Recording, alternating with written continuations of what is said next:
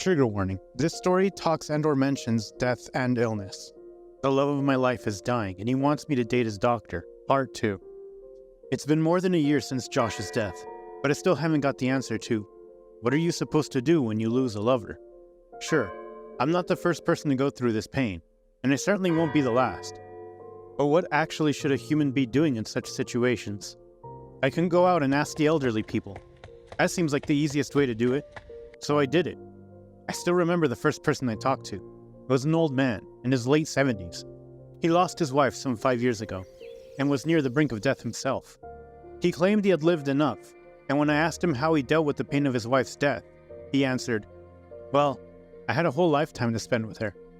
Sometimes it wasn't easy, but when she needed me, I was there for her, and when I needed her, she was there for me. Was it enough? I asked foolishly. I thought that wasn't the answer I wanted. You still lost her. How did you deal with it? The old man shrugged, and I saw a peace in his stance, something that would take me years to gain. You learn to live with the pain. And I thought, and still think, that was the saddest fucking answer. Yet somehow, I liked it. I like it because it validates my feelings for Josh's death.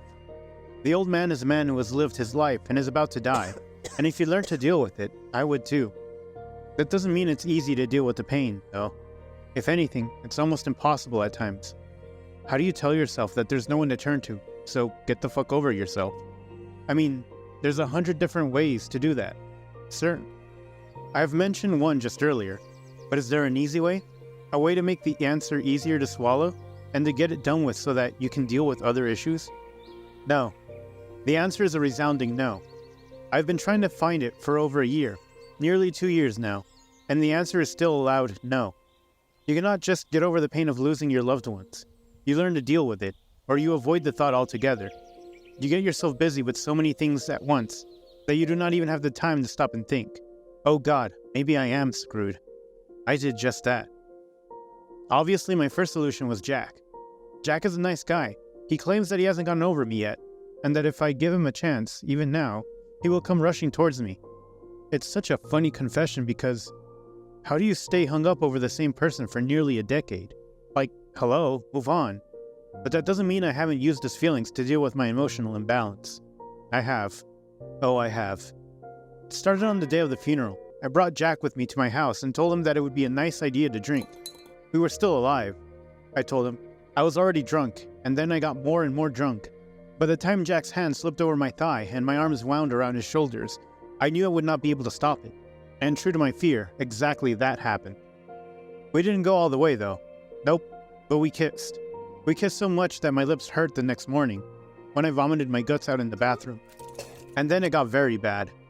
Looking back at it now, I can say with conviction that I'd lost my goddamn mind. Jack wasn't the only guy I was fooling around with to deal with my grief, even though I had someone to look after. Who was it? One must wonder. After Josh died, Bella and I had a question to deal with. Will the surrogacy happen? It was an ethical question. It still is. Josh and I discussed surrogacy, and he feared the possibility so much that Josh said he didn't want the surrogacy to happen. He didn't want a copy of himself, not when there was a good chance that the baby would have SLE too. But I didn't take the sample back from the hospital. Bella and I talked and talked, but I never got the chance to tell Josh, not in the way he could say he was alright with it. And then Josh died. And then we were still left with the question. But time was passing, and we had to come to a quick decision. Then we did. Joan, with her curly hair and sweet little face, resembles Josh, to such a great degree that it almost feels like he has come back in the form of his own daughter. It's a delightful thought. When Jack was still with me, he helped me raise her. I still remember the first day he carried Joan, less than a year ago. She's tiny, Jack said, looking down at Joan as if he hadn't seen a baby before. You're a doctor, I reminded him. Jack laughed. Oh, not yours. I gave him a dry smile. It was tough work. You did well, Jack said. She's very beautiful and tiny. Then we put her to bed, and Jack cornered me and asked me if I wanted a kiss. I told him he shouldn't ask me such questions. I wasn't in the right mind, and I didn't want to give him hope that I knew he wouldn't be able to survive with. Okay, he said and stepped back. I will go. Thanks for calling me. Stay, I said and held his hand. What do you want from me? Jack begged. You must know how I feel. Sorry, I told him, probably not really meaning it. I am really sorry. But you will not let me go? He asked, softer this time. I'm sorry, I told him again.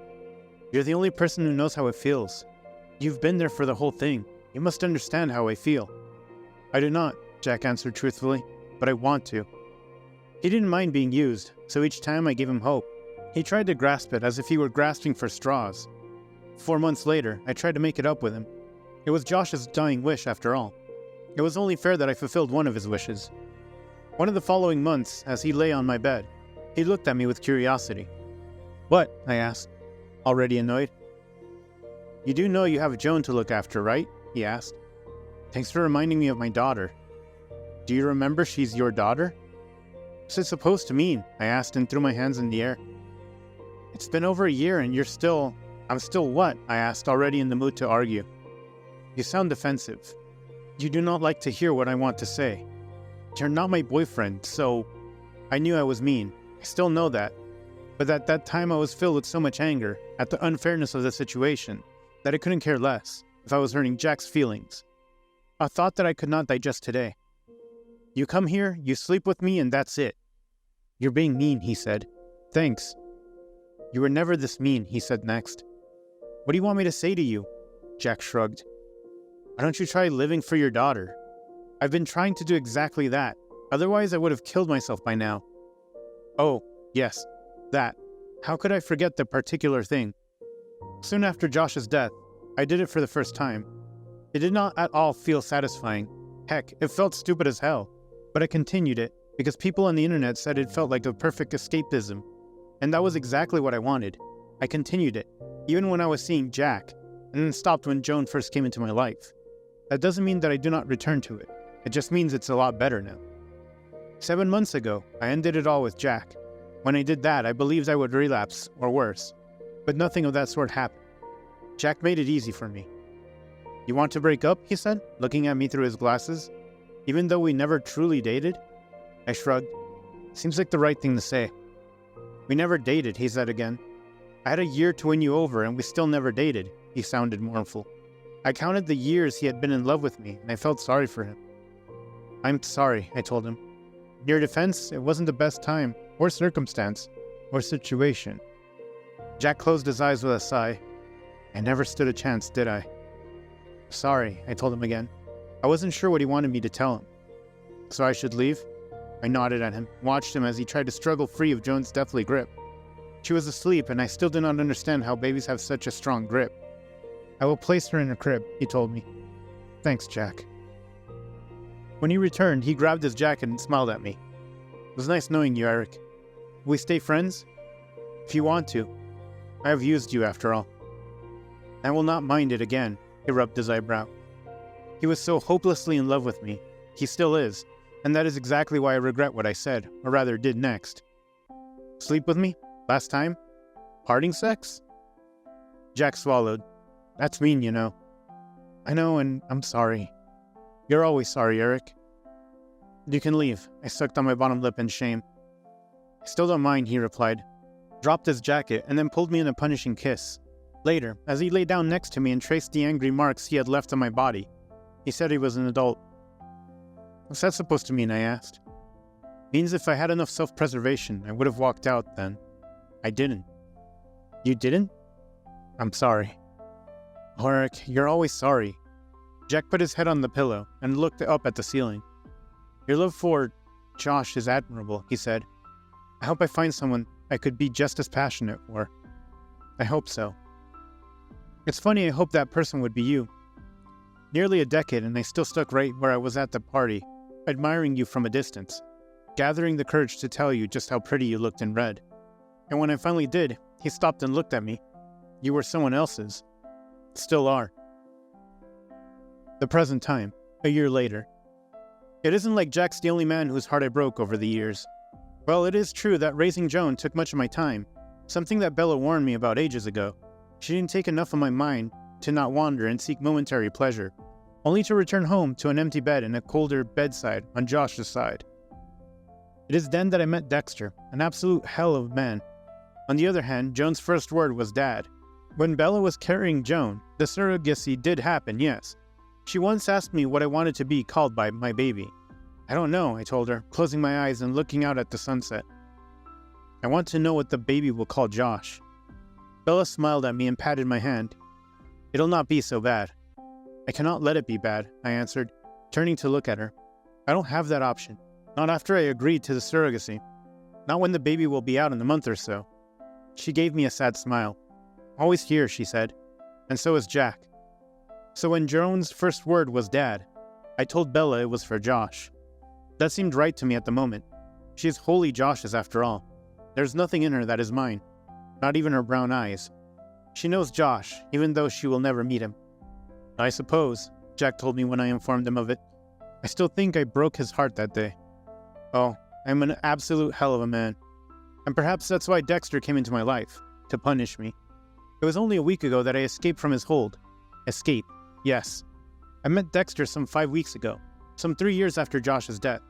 I dropped Joan at her daycare, and then accidentally met Dexter. He had just returned from dropping off his kid too, and was on his way out. Sorry, he said. Didn't see you walking by. I shrugged. My fault too. Did you drop off your baby? Yes, Joan. What about you? I asked. He shrugged. I did with mine. Got a wife? I don't see one. I gave him a laugh, despite his rudeness.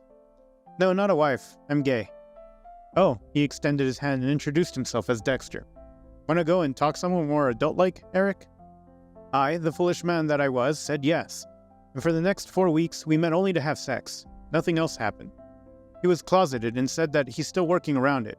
His wife and he divorced several months back, and he claimed that she cheated on him and that he was still hurt. I was hurt too, and so I took the chance. A chance to forget how lonely I was, and sleeping with him was not bad. He knew what he was doing and what he wanted. Since I wasn't really actively pursuing any relationship with him, I allowed him to do whatever he wanted. Something that I started regretting by the time the 3rd week rolled around. Dexter liked to hurt, and I didn't like that at all. I don't want to continue this, I told him, looking down at my feet. I knew catching his eyes now would be a bad idea, so I avoided looking straight into his eyes. I think I should better focus on my daughter. She's 3, growing up, and I don't want to be one of those missing parents. What do you mean you don't want to see me? I clicked my tongue, now irritated. I told you. Dexter crossed the room in quick strides and shoved me against the wall. His rough hand clutched my throat in a tight grasp, and I tried to break free. I couldn't. Tears escaped my eyes, but he didn't relent. Cat got your tongue, huh? By the time he was done, I was shaking. No, he did not do anything drastic with me. Nothing physical that involved losing clothes. I had a broken lip and a black eye. If you say that again, I will do something bad next. You know my secret, Eric. I cannot let you go. So I reported him to the police. Thanks to the broken lip and the black eye, it was easy. When the cops asked if he did something else, I answered no. He has the self-respect to not go that far. And that was the truth. Days after ending things with him, now I'm sitting next to Joan. She has grown up a lot in the last 2 years, and is growing up very fast. Sure, she's still 3, but she's growing up, something that is scaring the hell out of me.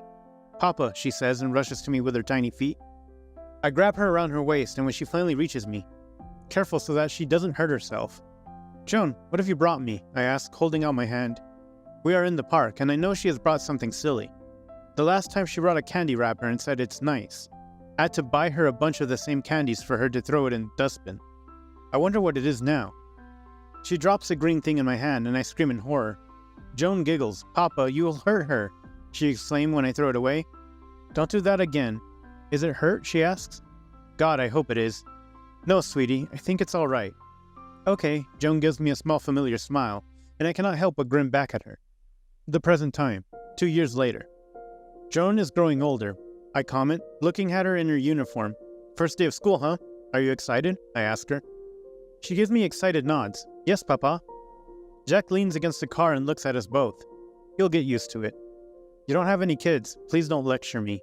Jack raises his hands in mock surrender. All right, sorry. The bell rings, signaling the start of the school. I pat Joan on her little head. My little girl Joan, I say, and wish Josh was here to see this.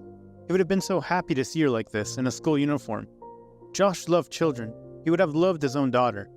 I will be standing right there when the school ends, okay? Eat your lunch, all right? Everything. Even the peas? Joan asks. I cannot help but smile at her innocence. Someday, she will grow as old as me, and she will not think twice before eating a bunch of peas. Oh wow, I mourned the idea. even though nothing delights me more than the idea of her growing up to be as beautiful, talented, and hardworking as Josh. Even the peas, yes. Joan pouts at me, but then kisses me on my cheek. Bye, Papa. Bye, Uncle Jack. My mom still tells me I cried like a hyena on my first day of school, Jack mumbles, starting the car once I'm fully seated. Kids these days are weird as hell. I'm glad she's not shy like me. It's such a beautiful thing to see. Josh would have loved it. You're gonna say next, will you not? I smile at Jack. You know me very well, Jack. Where to? I will drop you off at the cafe. I have an appointment. Urgent. That's fine with me. Thank you for coming here. Jack gives me a small smile. Anything for a dear friend. I smile back at him, at the cafe. It's a normal affair. People come and people go, and the world remains the same.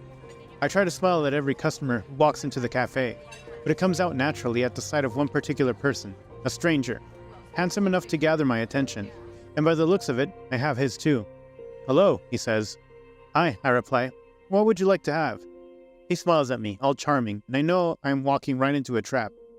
Another fling as if I haven't learnt my lesson after Jack and Dexter. What would you suggest? The stranger asks. Many things, I reply and start listing them. 5 hours later, I am back at the school, ready to pick Joan up. When she walks to me. Finally, she's with a girl. Papa, Joan says and rushes into my waiting arms. She is Susie, she says and points at a shy girl standing behind her. Hi, Susie. Hello, Susie shyly replies. She's my friend, Joan tells me as we walk to the nearest bus stop. Where's Uncle Jack? He didn't come? He's got some work, I tell her. How was school? Good. Want to return there? Joan smiles at me. Will Susie be there? I shrug at her. Is she in your class? I ask, although Susie looks a little older than the other kindergarten kids. Rightly, Joan shakes her head. She's not in my class. She's in one. Then she will still be there. Joan grins excitedly. Then I want to come back here. The present time, 6 years later. Joan is 11 now, and it's been 11 years since Josh's death. Not that I like comparing the thoughts together, but they come hand in hand. One is a tragic memory that cannot escape its happier counterpart. Honestly, I am guilty to admit that. I do not try very hard either. Something that often brings me shame. But honestly, that kind of proves that I haven't moved on from Josh, yet. I'm growing old, and my flings nowadays are older men, too. Oftentimes, they're much older than me. Men with either just as tragic a past as mine, or men who just cannot find the will to settle down. And it usually lasts a few months at most. My loyalty to Josh always stops me at the last moment. The moment I feel a little attached. I step back. I never go on dates. And all the meetings always end in one physical thing or the other. No time for romance. Something that both Joan and Susie are taking note of. And now that I have mentioned these two, I must admit that my feelings about the two of them were right. Although I am a little off. I expected them to be best friends at most. But just 2 days ago, I found Joan kissing Susie on the cheek. I knew somehow that it wasn't just a friendly gesture. It was awkward, not because I thought any worse of it, but because the girls didn't want to talk about it. Are you going to think less of me now? Joan asked, looking at me with sad eyes. Susie is sitting beside her, glaring at me as I have done something wrong. No, baby, why would I do that? Because I kissed a girl, Joan asks. No, I reply and start giggling. Joan, sweetheart, I'm gay. I have had. You had another dad, you know, Josh. Joan perked up at that. That's true. I smiled at her. Exactly. As much as I, like you two, are close, I'd rather not you two. I've had a boyfriend too, Papa, Joan confesses. Okay, I reply, and nod at her. She's 11. I know we need to talk. Jesus. So it's not just girls. I think that's not a very nice thing to say in front of Susie, Joan. Joan gasps and turns to Susie, who painfully smiles at her. I like you, Susie, better than I liked him. I know, Susie replies, and I look at them, a little more curiously than ever. In the evening, I met one of my latest flings. He is a man in his 40s, several years older than me. My daughter is growing old. I don't know how to deal with it. Keith, for that is his name, looks at me.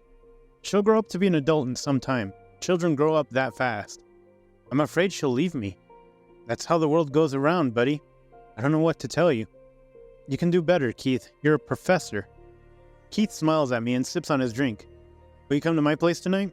I think we need a proper bed. Growing old and I need a proper bed to get the deed done. That's all right with me, but I'll return home after that. Got my child at home. Keith waves a hand at me. All right. When it's done and I'm dressing up, Keith asks me why I'm not dating anyone. You're young, he says. cannot wallow in grief all your life. I smile at him. Try me. I do, he replies and looks at me, up and down slowly. It's a sad thing what happened to you. Very beautiful to go through so much pain. Well, I click my tongue. Then you and I are cursed that grief doesn't care for that. Life happens. It happened to me a decade ago. Will you have dinner with me? He asks. No, but thank you. I should go home. But, Keith, this ends between us, I tell him firmly. You're catching feelings, and I cannot deal with that.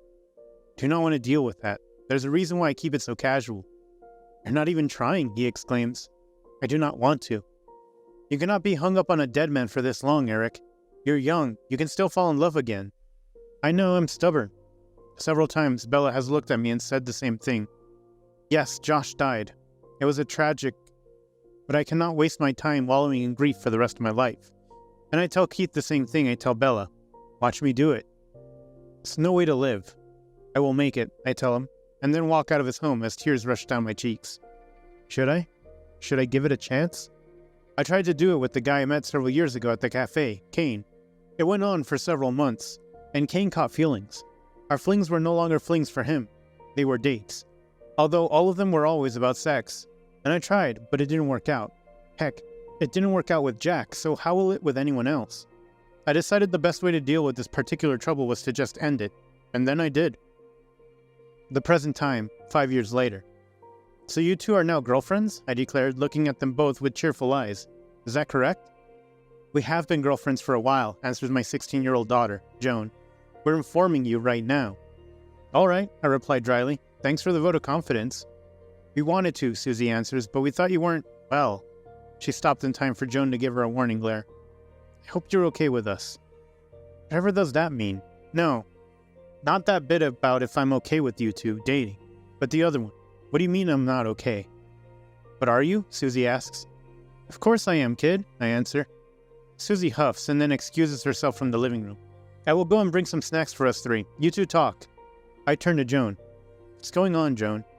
She looks nervous for a while and then sighs. Everyone has someone. Everyone but you. Susie's parents divorced 4 years ago, and now both of them are dating their new partners. When will you, Papa? Hasn't it been some time since... She stops, and then she doesn't say any more. I love them, Joan. I still do. But you cannot live alone all the time. I'm not trying to do that. Besides, I have you, Susie, Bella, and even Jack. Joan makes a face. I'm talking about a boyfriend. You do not have any. You don't even hang around as much anymore. I've sworn off men, I tell her. You're gay, Papa, she replies, her tone deadpan. Well, Joan sighs. I'm not going to be around for my whole life, Papa. You're being incredibly mean. Papa, she exclaims, in 2 years I will leave for uni, and then? Then what will you do? I decide not to answer. I know she will not appreciate any dry humor from me. Susie returns with 3 plates of snacks, and I sigh. Do you guys want to hear a story? I ask, looking at the picture of Josh and me. It was ages ago. Josh was still healthy, and he wasn't as thin as he was when he died. He looks just like you, Susie tells Joan. Well, it was entirely him, so... Joan, you are more than my wish to have Josh around, even after his death, I tell her and put my hands on the table. Anyway, kids, up for a story? Whose story? Joan asks. Mine, I reply with a small smile. The present time, 2 days later. You're in your 50s, by the way, Joan tells me when I half cut the cake. Thanks for reminding him, Jack tells her. I'm still here, by the way. You have a husband, Uncle Jack. Please don't rub it in my papa's face. Joan sighs and hands me my gift. Happy birthday, Papa, but I hope you find yourself someone. You deserve it. Not needed anymore? I ask with a teasing grin. Nope, she answers. It's been 18 years. It's been 18 years, Jack agrees. Nearly 2 decades, Papa. And I can wait some more, I tell them. Papa, Joan says, but Jack stops her. Don't. You're hurting him. I give Jack a look of gratitude. As much as I love that people around me care for me, I've grown tired of this particular suggestion. I've lived 18 years without Josh, and I'm sure I can do more. Joan sighs. What are you going to do now? She asks. Joan got admission into the local university, the same where Susie studies, and while it's not very far from our home, it is far. Instead of traveling so much, both of them now live in a rented apartment near the campus. It's much more convenient. I look at the pen and paper on the coffee table. I'm going to write a letter. Joan's eyebrows furrow. To whom? I smile at her. To Josh. Conclusion.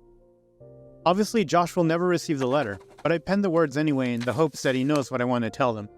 When I've written the letter, I dig a little hole right next to Josh's grave and bury it underneath, thankful for the warm winds that blow soon after. If my delusion is an acceptable thing, then I must admit I believe the winds to be none other than Josh. I never date anyone again, much to Joan's and Susie's bemusement. Oh, but they will come to understand it. I know that. The end. Can there ever be a correct way to cope with the death of a loved one? Let us know in the comments down below. Thanks for watching. Consider subscribing to become part of our Rainbow Force, and stay wholesome.